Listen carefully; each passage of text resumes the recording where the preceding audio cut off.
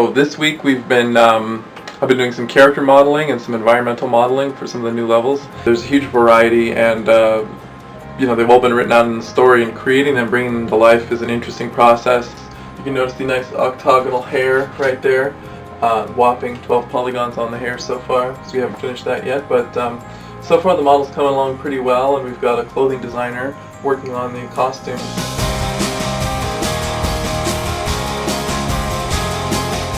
This is going to be one of the soft soldiers, just kind of a, you know, basic military uniform. So we're going to come up with a couple different color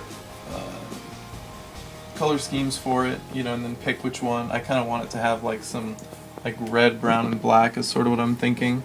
And this one is going to be like pretty simple, and then there'll be a lot of different sort of I guess you could say permutations of it. Like I want I want you to see characters just sort of like lazing around in their uniforms, or you know, kind of messed up or whatever.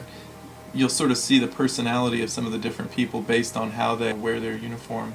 Through the magic of Presto Changeo editing, we can go exactly from the drawing to the finished model by Francesco Puccini, one of the other character modelers with myself. So he has modeled the soft uniform. They got some cool like air canisters on the back of the helmet, and it's looking pretty sweet. Now we're going to need a female version of the costume and some other variations, and our soft agents will be ready to roll.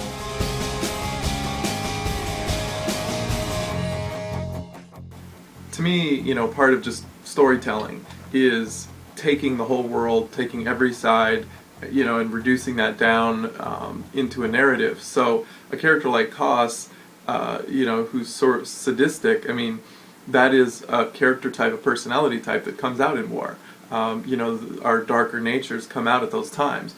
So she is the expression of that, and she's quite a necessary character for that reason. From a narrative perspective, Akai is a character who has the same power, the same privilege as QOSS, but has a sense of remorse that builds up in her as she, you know, sees some of the things that are happening, whereas QOSS, you know, doesn't at all. She's sort of the antithesis of it. She's sort of a living embodiment of Schadenfreude, and it's a fun character to write. This is a mini-game, Sherman 5, that we're putting in. It's going to be in one of the arcades that Akai encounters in the game, and she actually gets challenged.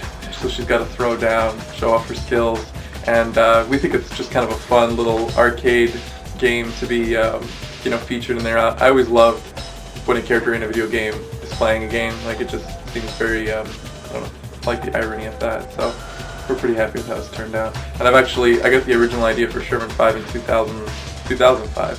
So it's been 7 years that I've wanted to do this little game, so it's pretty cool to actually see it come to life.